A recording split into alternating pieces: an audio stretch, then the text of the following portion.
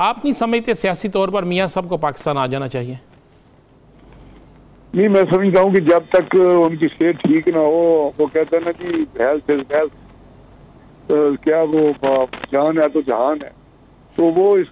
जब तक आके को अगर उन्होंने स्ट्रगल करनी है या पार्टी को लीड करना है, तो मैं समझता हूँ यहाँ जो हालात है तो उनको फिर अपने सारे जो सेहत के इश्यूज हैं उनको देख के वहां से सर्टिफिकेट लेके आना चाहिए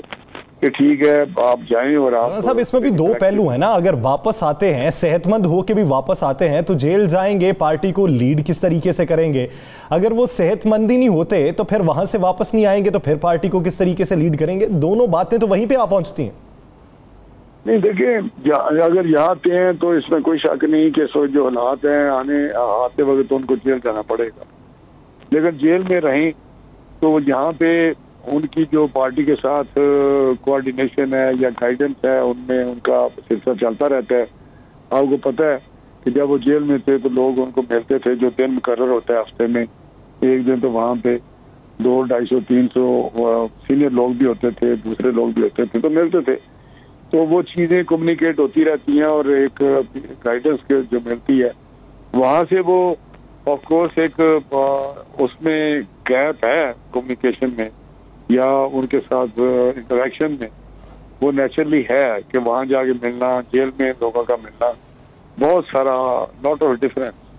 तो मैं समझता हूँ कि आने से बेहतरी तो आती है पॉलिटिकली,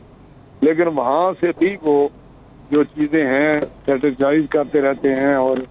गाइडेंस भी देते रहते हैं पॉलिटिकली, और फाइनली जो यहाँ हम एक कंफ्यूजन क्रिएट हुआ है, लेकिन जब उनके पास चीज़ें जाती हैं तो वो फिर जब फैसला करते हैं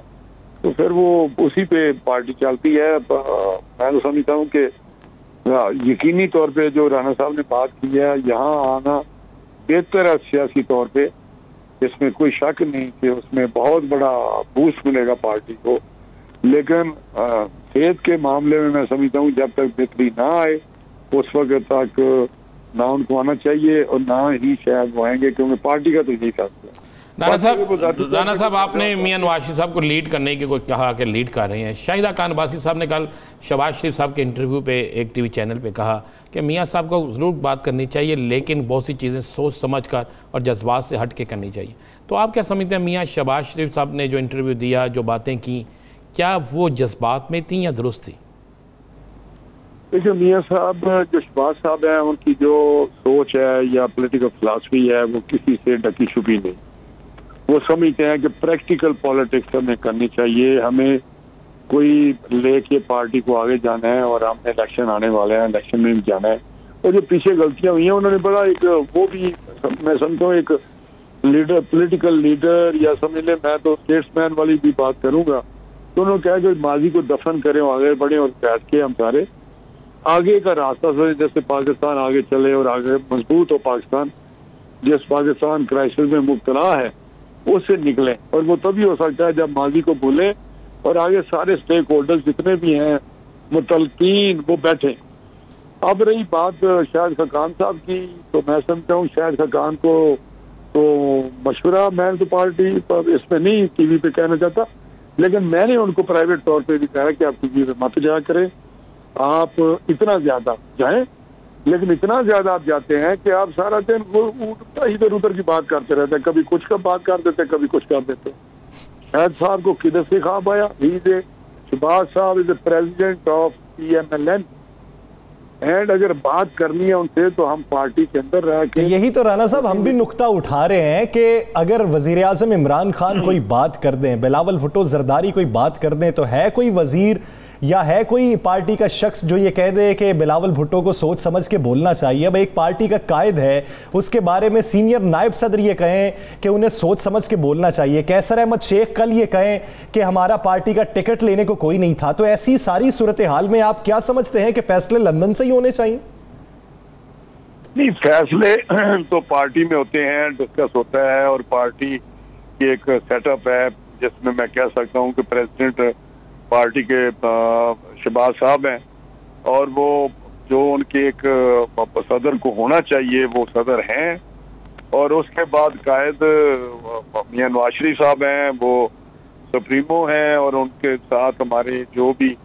बातें होती हैं, जब डिस्कशन होती है या कोई फैसला होता है, अगर ना कोई हो या कोई कंफ्यूजन हो तो फिर वो फैसला करते हैं। और वो फैसला हम समझते हैं मियाँ नवाज शरीफ साहब, शहबाज साहब के किसी भी बात से कोई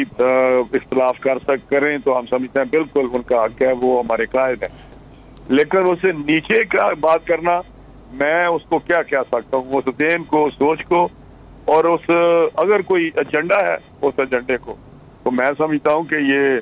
शाह साहब को सोच समझ के खुद बात करनी चाहिए। आप क्या समझते हैं? राणा साहब बड़े सीनियर सियासतदान हैं, आप बड़े साहब की, मैं आपको बताऊं, प्राइम मिनिस्टर बनने का ये मतलब नहीं है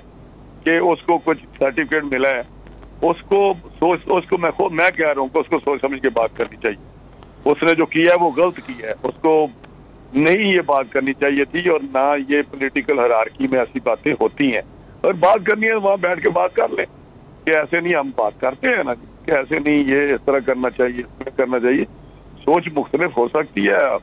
हर एक मेंबर जो हमारे सारे सीनियर मेंबर हैं या MNAs हैं या सारे, वो बात करते हैं कि ये इस तरह करें, इस तरह करें, इस तरह ना करें। लेकिन ये कहना कि उनको सोच समझ के बात करनी चाहिए, मैं समझता हूँ नॉट एक्सेप्टेबल। अच्छा राणा साहब, आने वाले दिनों में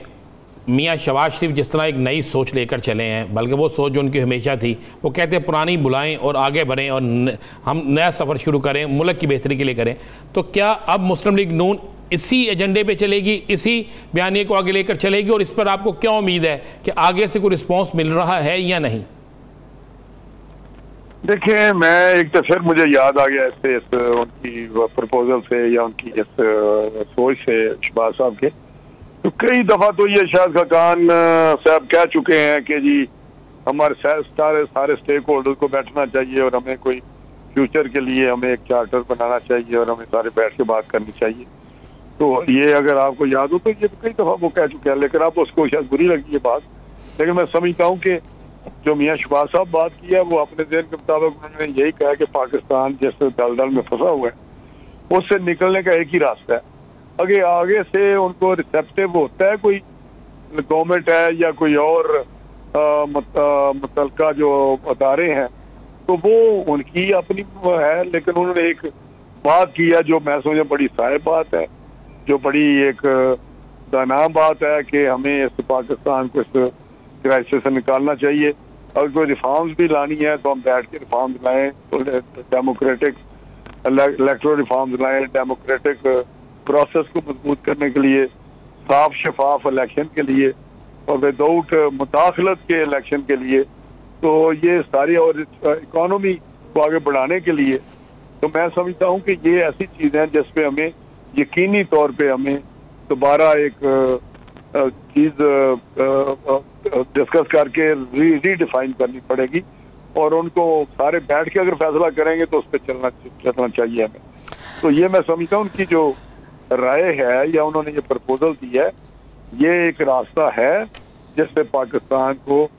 क्राइसिस से निकाला जा सकता है और आगे लेके जाया जा सकता है। राणा साहब, आज राणा सनाउल्लाह साहब ने कहा कि 2022 में इलेक्शन हो जाएंगे। आपको 2022 में इलेक्शन नजर आ रहे हैं?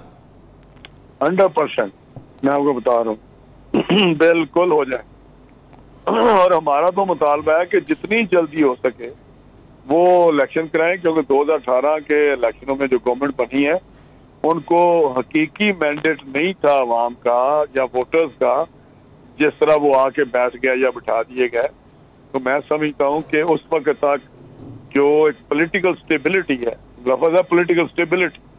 वो इतनी लाजम मलजूम, इकोनॉमिक प्रोग्रेस और पॉलिटिकल स्टेबिलिटी लाजम मलजूम चीज़ें